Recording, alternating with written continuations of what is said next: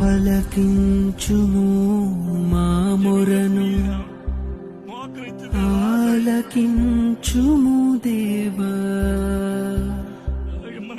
చెవియొక్కుము మా ప్రార్థనకు, ఒక మాట సెలవిమ్ము దేవా.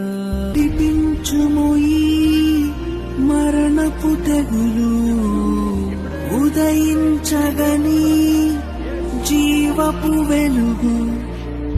విడిపించుము ఈ మరణపు తెగులు, ఉదయించగని జీవపు వెలుగు. ఒకసారి చూడు